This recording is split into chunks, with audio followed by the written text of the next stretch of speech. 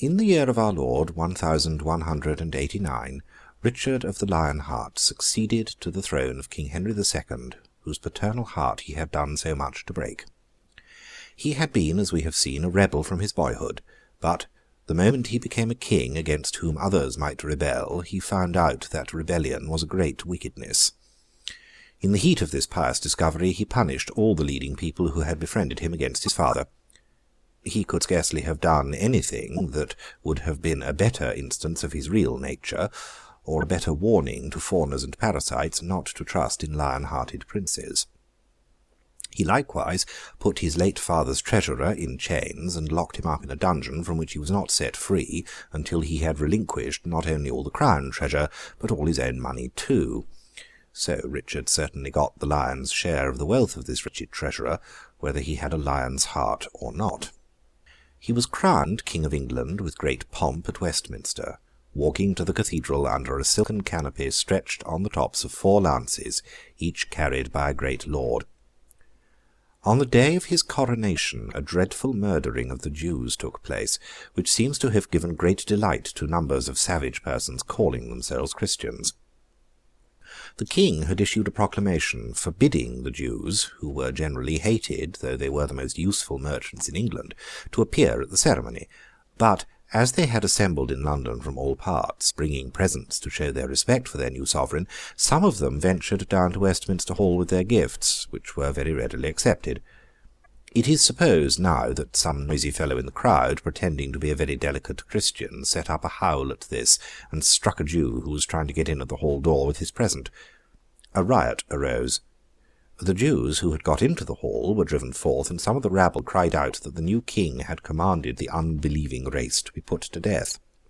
Thereupon the crowd rushed through the narrow streets of the city, slaughtering all the Jews they met, and when they could find no more out of doors, on account of their having fled to their houses and fastened themselves in, they ran madly about, breaking open all the houses where the Jews lived, rushing in and stabbing or spearing them, sometimes even flinging old people and children out of the window into blazing fires they had lighted up below.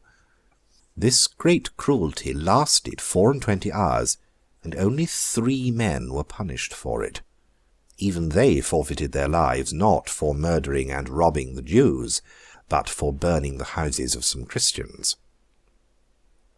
King Richard, who was a strong, restless, burly man, with one idea always in his head, and that the very troublesome idea of breaking the heads of other men, was mightily impatient to go on a crusade to the Holy Land, with a great army. As great armies could not be raised to go even to the Holy Land without a great deal of money, he sold the crown domains and even the high offices of state, recklessly appointing noblemen to rule over his English subjects, not because they were fit to govern, but because they could pay high for the privilege. In this way, and by selling pardons at a dear rate, and by varieties of avarice and oppression, he scraped together a large treasure. He then appointed 2 bishops to take care of his kingdom in his absence, and gave great powers and possessions to his brother John to secure his friendship. John would rather have been made regent of England, but he was a sly man, and friendly to the expedition, saying to himself, no doubt, the more fighting, the more chance of my brother being killed, and when he is killed, then I become King John. Before the newly levied army departed from England, the recruits and the general populace distinguished themselves by astonishing cruelties on the unfortunate Jews, whom in many large towns they murdered by hundreds in the most horrible manner. At York, a large body of Jews took refuge in the castle, in the absence of its governor, after the wives and children of many of them had been slain before their eyes. Presently came the governor and demanded admission. "How can we give it thee, O governor?" said the Jews upon the walls. "And if we open the gate by so much as the width of a foot, the roaring crowd behind thee will press in and kill us." Upon this the unjust governor became angry, and told the people that he approved of their killing these Jews, and a mischievous maniac of a friar, dressed all in white, put himself at the head of the assault, and they assaulted the castle for 3 days. Then said Jocen, the head Jew, who was a rabbi or priest, to the rest, "Brethren, there is no help for us with the Christians, who are hammering at the gates and walls, and who must soon break in. As we and our wives and children must die, either by Christian hands or by our own, let it be by our own. Let us destroy by fire what jewels and other treasure we have here, then fire the castle, and then perish." A few could not resolve to do this, but the greater part complied. They made a blazing heap of all their valuables, and when those were consumed, set the castle in flames. While the flames roared and crackled about them, and shooting up into the sky turned it blood red, Jocen cut the throat of his beloved wife and stabbed himself. All the others who had wives or children did the like dreadful deed. When the populace broke in, they found, except the trembling few cowering in corners whom they soon killed, only heaps of greasy cinders, with here and there something like part of the blackened trunk of a burnt tree, but which had lately been a human creature, formed by the beneficent hand of the Creator, as they were. After this bad beginning, Richard and his troops went on, in no very good manner, with the Holy Crusade. It was undertaken jointly by the King of England and his old friend Philip of France. They commenced the business by reviewing their forces, to the number of 100,000 men. Afterwards they severally embarked their troops for Messina in Sicily, which was appointed as the next place of meeting. King Richard's sister had married the king of this place, but he was dead, and his uncle Tancred had usurped the crown, cast the royal widow into prison, and possessed himself of her estates. Richard fiercely demanded his sister's release, the restoration of her lands, and, according to the royal custom of the island, that she should have a golden chair, a golden table, 24 silver cups, and 24 silver dishes. As he was too powerful to be successfully resisted, Tancred yielded to his demands, and then the French king grew jealous and complained that the English king wanted to be absolute in the island of Messina and everywhere else. Richard, however, cared little or nothing for this complaint, and, in consideration of a present of 20,000 pieces of gold, promised his pretty little nephew Arthur, then a child of 2 years old, in marriage to Tancred's daughter. We shall hear again of pretty little Arthur by and by. This Sicilian affair arranged without anybody's brains being knocked out, which must have rather disappointed him, King Richard took his sister away, and also a fair lady named Berengaria, with whom he had fallen in love in France, and whom his mother, Queen Eleanor, so long in prison, you remember, but released by Richard on his coming to the throne, had brought out there to be his wife, and sailed with them for Cyprus. He soon had the pleasure of fighting the king of the island of Cyprus, for allowing his subjects to pillage some of the English troops who were shipwrecked on the shore, and, easily conquering this poor monarch, he seized his only daughter to be a companion to the lady Berengaria, and put the king himself into silver fetters. He then sailed away again with his mother, sister, wife, and the captive princess, and soon arrived before the town of Acre, which the French king with his fleet was besieging from the sea. But the French king was in no triumphant condition, for his army had been thinned by the swords of the Saracens, and wasted by the plague, and Saladin, the brave sultan of the Turks, at the head of a numerous army, was at that time gallantly defending the place from the hills that rise above it. Wherever the united army of Crusaders went, they agreed in few points, except in gaming, drinking, and quarrelling in a most unholy manner, in debauching the people among whom they tarried, whether they were friends or foes, and in carrying disturbance and ruin into quiet places. The French king was jealous of the English king, and the English king was jealous of the French king, and the disorderly and violent soldiers of the two nations were jealous of one another. Consequently, the two kings could not at first agree even upon a joint assault on Acre, but when they did make up their quarrel for that purpose, the Saracens promised to yield the town, to give up to the Christians the wood of the Holy Cross, to set at liberty all their Christian captives, and to pay 200,000 pieces of gold. All this was to be done within 40 days, but, not being done, King Richard ordered some 3,000 Saracen prisoners to be brought out in front of his camp, and there, in full view of their own countrymen, to be butchered.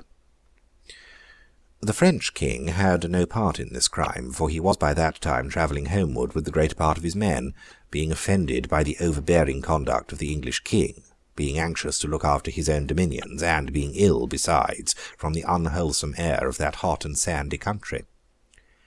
King Richard carried on the war without him, and remained in the East, meeting with a variety of adventures, nearly a year and a half. Every night, when his army was on the march and came to a halt, the heralds cried out 3 times to remind all the soldiers of the cause in which they were engaged. "Save the Holy Sepulchre!" And then all the soldiers knelt and said Amen. Marching or encamping, the army had continually to strive with the hot air of the glaring desert, or with the Saracen soldiers animated and directed by the brave Saladin, or with both together. Sickness and death, battle and wounds were always among them, but through every difficulty King Richard fought like a giant and worked like a common labourer.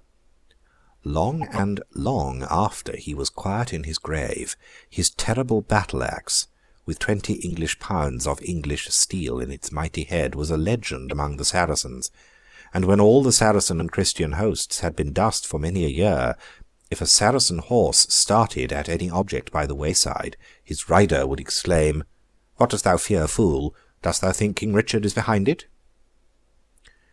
No one admired this king's renown for bravery more than Saladin himself, who was a generous and gallant enemy. When Richard lay ill of a fever, Saladin sent him fresh fruits from Damascus and snow from the mountain tops. Courtly messages and compliments were frequently exchanged between them, and then King Richard would mount his horse and kill as many Saracens as he could, and Saladin would mount his and kill as many Christians as he could. In this way King Richard fought to his heart's content at Arsuf and at Jaffa, and, finding himself with nothing exciting to do at Ascalon, except to rebuild for his own defence some fortifications there which the Saracens had destroyed, he kicked his ally, the Duke of Austria, for being too proud to work at them. The army at last came within sight of the holy city of Jerusalem, but, being then a mere nest of jealousy and quarrelling and fighting, soon retired and agreed with the Saracens upon a truce for 3 years, 3 months, 3 days, and 3 hours. Then the English Christians, protected by the noble Saladin from Saracen revenge, visited our Saviour's tomb, and then King Richard embarked with a small force at Acre to return home. But he was shipwrecked in the Adriatic Sea, and was fain to pass through Germany under an assumed name. Now there were many people in Germany who had served in the Holy Land under that proud Duke of Austria who had been kicked, and some of them, easily recognizing a man so remarkable as King Richard, carried their intelligence to the kicked Duke, who straightway took him prisoner at a little inn near Vienna. The Duke's master, the Emperor of Germany, and the King of France were equally delighted to have so troublesome a monarch in safe keeping. Friendships which are founded on a partnership in doing wrong are never true, and the King of France was now quite as heartily King Richard's foe as he had ever been his friend in his unnatural conduct to his father. He monstrously pretended that King Richard had designed to poison him in the East. He charged him with having murdered there a man whom he had in truth befriended. He bribed the Emperor of Germany to keep him close prisoner, and finally, through the plotting of these two princes, Richard was brought before the German legislature, charged with the foregoing crimes and many others. But he defended himself so well that many of the assembly were moved to tears by his eloquence and earnestness. It was decided that he should be treated during the rest of his captivity in a manner more becoming his dignity than he had been, and that he should be set free on the payment of a heavy ransom. This ransom the English people willingly raised. When Queen Eleanor took it over to Germany, it was at first evaded and refused, but she appealed to the honour of all the princes of the German Empire in behalf of her son, and appealed so well that it was accepted and the king released. Thereupon the King of France wrote to Prince John, "Take care of thyself. The devil is unchained." Prince John had reason to fear his brother, for he had been a traitor to him in his captivity. He had secretly joined the French king, had vowed to the English nobles and people that his brother was dead, and had vainly tried to seize the crown. He was now in France, at a place called Evreux. Being the meanest and basest of men, he contrived a mean and base expedient for making himself acceptable to his brother. He invited the French officers of the garrison in that town to dinner, murdered them all, and then took the fortress. With this recommendation to the goodwill of a lion-hearted monarch, he hastened to King Richard, fell on his knees before him, and obtained the intercession of Queen Eleanor. "I forgive him," said the king, "and I hope I may forget the injury he has done me, as easily as I know he will forget my pardon." While King Richard was in Sicily, there had been trouble in his dominions at home. one of the bishops whom he had left in charge thereof arresting the other, and making, in his pride and ambition, as great a show as if he were king himself. But the king hearing of it at Messina, and appointing a new regency, this Longchamp, for that was his name, had fled to France in a woman's dress, and had there been encouraged and supported by the French king. With all these causes of offence against Philip in his mind, King Richard had no sooner been welcomed home by his enthusiastic subjects with great display and splendour, and had no sooner been crowned afresh at Winchester, than he resolved to show the French king that the devil was unchained indeed, and made war against him with great fury. There was fresh trouble at home about this time, arising out of the discontents of the poor people, who complained that they were far more heavily taxed than the rich, and who found a spirited champion in William Fitz-Osbert called Longbeard. He became the leader of a secret society, comprising 50,000 men. He was seized by surprise. He stabbed the citizen who first laid hands upon him, and retreated, bravely fighting, to a church, which he maintained 4 days, until he was dislodged by fire, and run through the body as he came out. He was not killed, though, for he was dragged, half dead, at the tail of a horse to Smithfield, and there hanged. Death was long a favourite remedy for silencing the people's advocates, but as we go on with this history, I fancy we shall find them difficult to make an end of, for all that. The French war, delayed occasionally by a truce, was still in progress when a certain lord named Videmar, Viscount of Limoges, chanced to find in his ground a treasure of ancient coins. As the king's vassal, he sent the king half of it, but the king claimed the whole. The lord refused to yield the whole. The king besieged the lord in his castle, swore that he would take the castle by storm, and hang every man of its defenders on the battlements. There was a strange old song in that part of the country, to the effect that in Limoges an arrow would be made by which King Richard would die. It may be that Bertrand de Gourdon, a young man who was one of the defenders of the castle, had often sung it, or heard it sung of a winter night, and remembered it when he saw, from his post upon the ramparts, the king, attended only by his chief officer, riding below the walls, surveying the place. He drew an arrow to the head, took steady aim, said between his teeth, "Now I pray God speed thee well, arrow," discharged it, and struck the king in the left shoulder. Although the wound was not at first considered dangerous, it was severe enough to cause the king to retire to his tent, and direct the assault to be made without him. The castle was taken, and every man of its defenders was hanged, as the king had sworn all should be, except Bertrand de Gourdon, who was reserved until the royal pleasure respecting him should be known.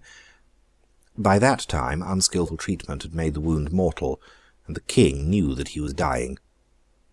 He directed Bertrand to be brought into his tent. The young man was brought there heavily chained. King Richard looked at him steadily. He looked as steadily at the king. "Knave," said King Richard, "what have I done to thee that thou shouldest take my life?" "What hast thou done to me?" replied the young man. "With thine own hands thou hast killed my father and my 2 brothers. Myself thou wouldst have hanged. Let me die now, by any torture thou wilt. My comfort is that no torture can save thee. Thou too must die, and through me the world is quit of thee." Again the king looked at the young man steadily. Again the young man looked steadily at him. Perhaps some remembrance of his generous enemy Saladin, who was not a Christian, came into the mind of the dying king. "Youth," he said, "I forgive thee. Go unhurt." Then, turning to the chief officer, who had been riding in his company when he received the wound, King Richard said, "Take off his chains, give him 100 shillings, and let him depart." He sank down on his couch, and a dark mist seemed in his weakened eyes to fill the tent wherein he had so often rested, and he died. His age was 42. He had reigned 10 years. His last command was not obeyed, for the chief officer flayed Bertrand de Gourdon alive, and hanged him. There is an old tune yet known. A sorrowful air will sometimes outlive many generations of strong men, and even last longer than battle-axes with 20 pounds of steel in the head, by which this king is said to have been discovered in captivity. Blondel, a favourite minstrel of King Richard, as the story relates, faithfully seeking his royal master, went singing it outside the gloomy walls of many foreign fortresses and prisons, until at last he heard it echoed from within a dungeon, and knew the voice, and cried out in ecstasy, "O Richard! O my king!" You may believe it, if you like. It would be easy to believe worse things. Richard was himself a minstrel and a poet. If he had not been a prince too, he might have been a better man, perhaps, and might have gone out of the world with less bloodshed and waste of life to answer for.